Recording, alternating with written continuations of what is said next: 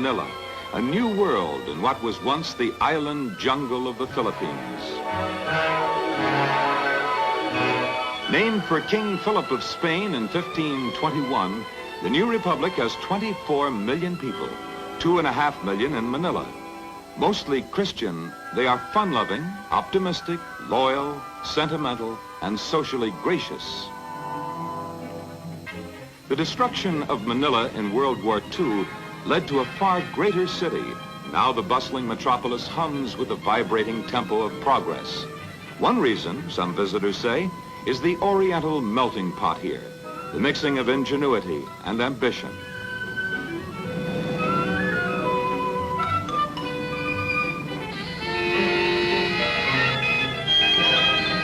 There's an example of real enterprise.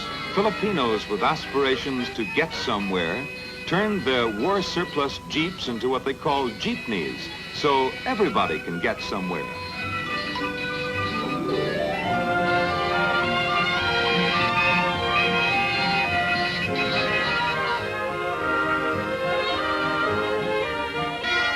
The Filipinos need few reminders of the past. The future is their concern as they push the ruins aside to make way for a brand new country.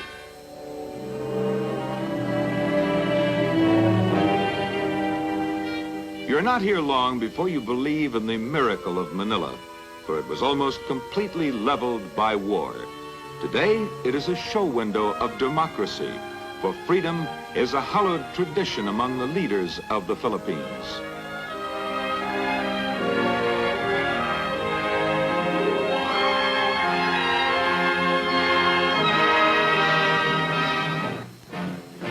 A fascinating side trip is to nearby Baguio, where the National Military Academy trains leaders to help guard their newly founded republic.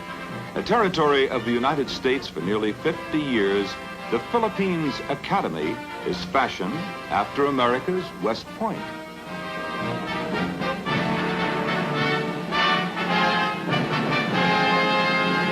Another excursion off the beaten path is a visit to Zamboanga, an old town of Muslim influence where a 17th century Spanish outpost was occupied by the Americans in 1899.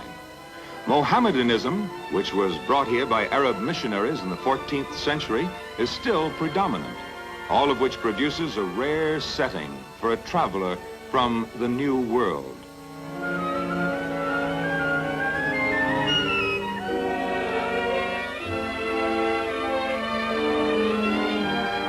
The scene at sea is also unique as they sail the gentle waters in bright-colored vintas. The Muslim people here are like other Filipinos. Theirs is a different culture.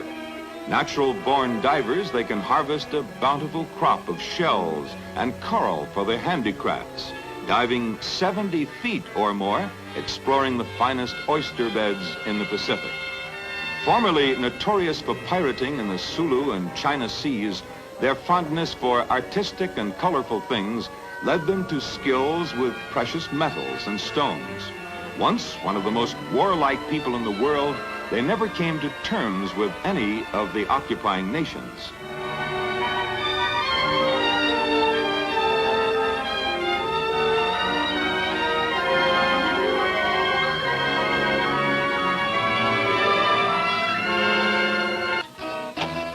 In other parts of the islands, you'll delight in watching this folk dance called the tinikling, named for a long-legged grain-stealing bird who dances about to avoid the farmer's trap.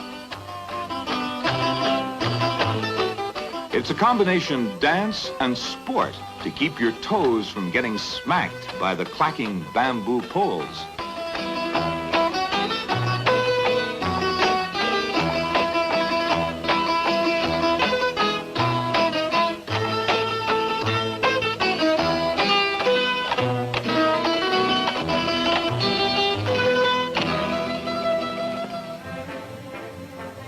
More footwork is observed in the native sport of sipa, which the youngsters are practicing, a wicker ball game left over from the old Spanish days.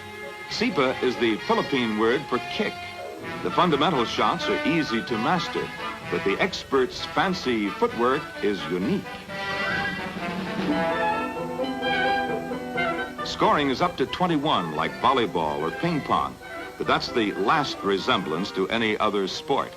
The champions have a wide repertoire of shots, front inside left or right, outside left or right, and the bottom kick that requires eyes in the back of the head.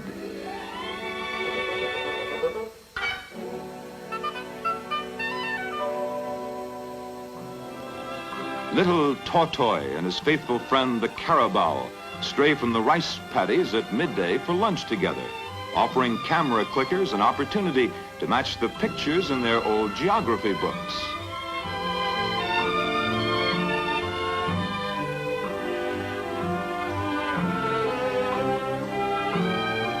To see the age-old method of harvesting the staple of the Orient, you don't have to travel far from the cities.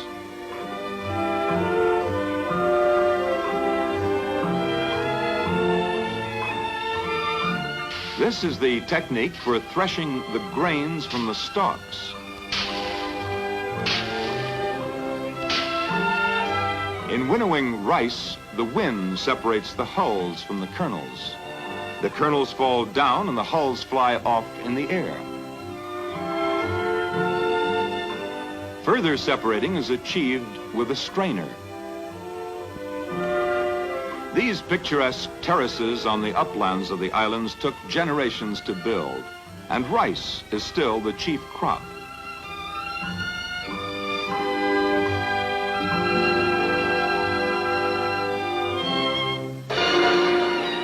A romantic rendezvous is in the midst of the mighty Pagsanhan Falls.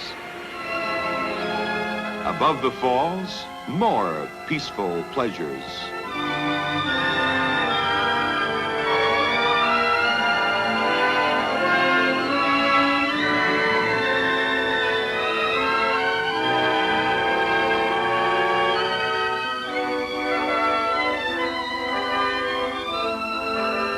But downstream, the strong in heart and muscle answer the challenge of the rapids, zigzagging through slippery bottoms and enormous boulders, steering for passageways slightly wider than the canoe.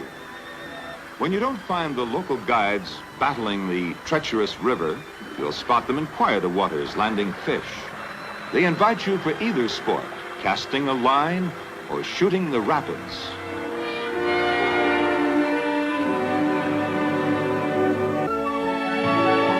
Typifying the country's progress are the modern hotels. The appearance is Western, but there is a blending with the East. It is a particularly pleasing mixture in Philippine dishes.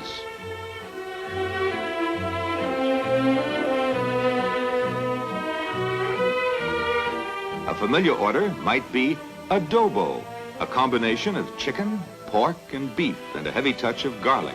Or sinigang, stewed lake fish of rare flavor.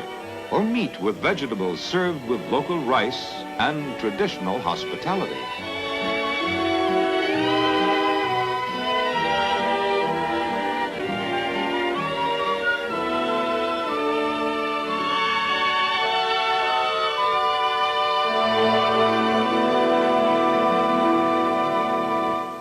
Outside there is a view which reminds us of their legend, of how a giant threw a great rock into the sea and the 7,000 broken pieces became their nation.